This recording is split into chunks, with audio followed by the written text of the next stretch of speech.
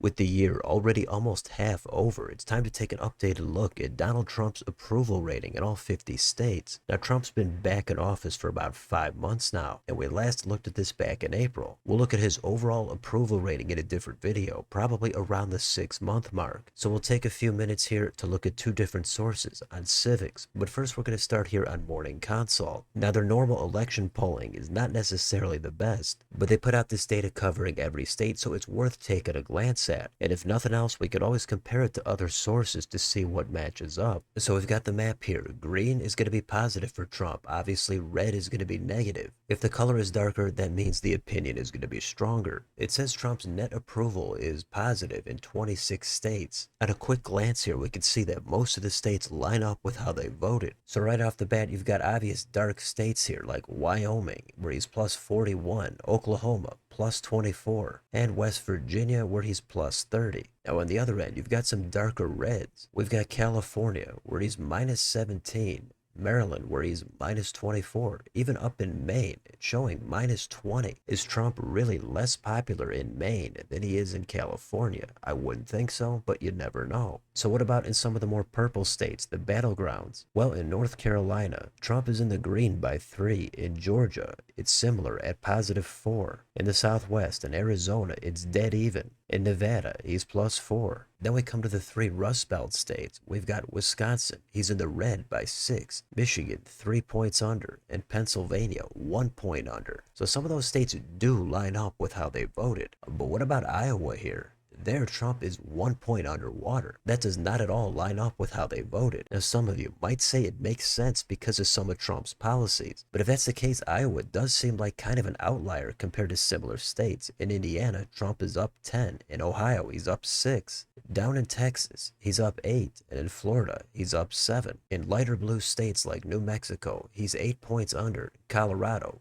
negative 9. In Virginia, 6 points under. And in Minnesota, it's also minus 6. You might be curious at a state like New Jersey. There, Trump is under by 9. In nearby New York, he's under by 13. In Illinois, minus 10. And on the West Coast in Washington, it's similar at minus 11. Oregon is even worse at minus 16. And back in the Northeast in New Hampshire, it's another 13-point deficit for Trump. So there's a lot of mixed data here. But let's go down here and take a look at what they say for their key takeaways. So Trump being above water in 26 states is down from the 29 last month. It goes on to say Trump is newly underwater in Pennsylvania and Iowa, and voters are evenly split on his performance in Arizona. And he's positive in 3 of the 7 swing states. Again, Georgia, Nevada, North Carolina. And it talks about the 2 states having governor's elections this year. That's going to be Virginia and New Jersey. Trump is underwater in both states. In Virginia, he's at 46 approved, down just 1 point from last month. But disapproval rose from 50 to 52. And in New Jersey, it's unchanged at 44 approved, 53 disapprove. And it points out here in Maine that Trump fell deeper underwater. That's where Susan Collins is facing re-election next year. 59% disapprove of Trump, up from 57 last month, while 39% approve. So with approval ratings, a lot of it does seem to be relative. You've got to compare it to where Trump was a month or 2 ago. And you also might want to take a look at his favorability ratings before he got back into office. They weren't that great. And it's also going to be helpful to compare it to his opposition. So not great numbers for Trump here overall, but not terrible either. But headed into the midterms, he's going to want to bump these numbers up a few points. Now let's go down here and take a look at the full table.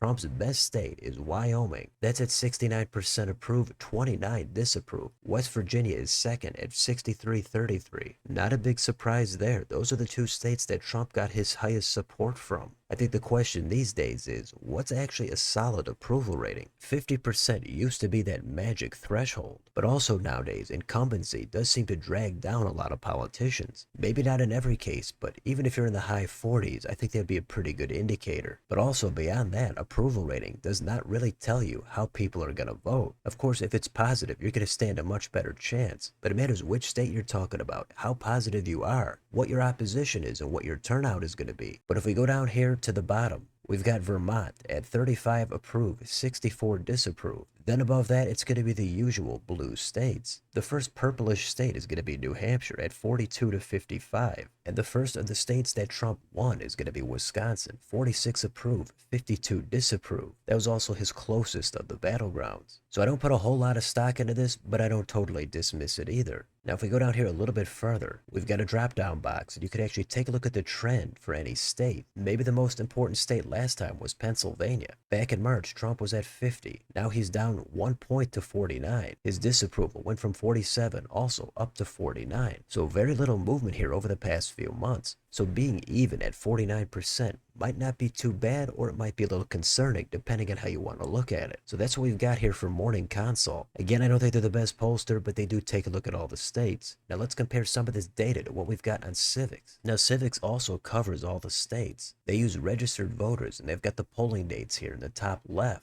and almost 34,000 responses. Now on their map, I wish Civiqs used red and green for positive and negative like Morning Consult. Instead they use some sort of a beige and blue. The blue is going to be positive. At a glance, there's more states on here where Trump is in the red compared to Morning Consult. First, in the Southeast in North Carolina, Trump was positive on Morning Consult. Here, he's underwater by 10. In Georgia, he was also positive. Here, he's underwater by 12. So right off the bat, these are wildly different numbers. In Arizona, he was even on Morning Consult. Here, he's underwater by 5. In Nevada, he was +4. On here, he's -1. How about in Iowa? Here, he's -2. That's actually not far off from the -1 on Morning Consult. In Wisconsin, Michigan, and Pennsylvania, he's got the same rating in all of them, -9. So a lot of consistency there, but again, not the same as Morning Consult. In Texas, Trump here is underwater by 4. On Morning Consult, he was above water by 8. That's a pretty big gap. In Florida, Trump is up by 1 point, and on Morning Consult, he was up by 7. How about in Virginia? Here, he's underwater by a big 24 points. On Morning Consult, it was just -6. Again, a huge gap. In Maine, here, Trump is underwater by 17. Not totally far off from the -20 on Morning Consult. And in New Jersey, here, he's underwater by a massive 26. On Morning Consult, it was just underwater by 9. So Civiqs definitely seems to be much harsher overall compared to Morning Consult. It's tough to really say who's right or wrong. Most people are going to tend to agree with the source that backs up their own feelings. So one other thing we could do here on Civiqs is take a look at some of the demographic breakdown. If we take a look at the same map with just 18 to 34-year-olds, then we see that most of these states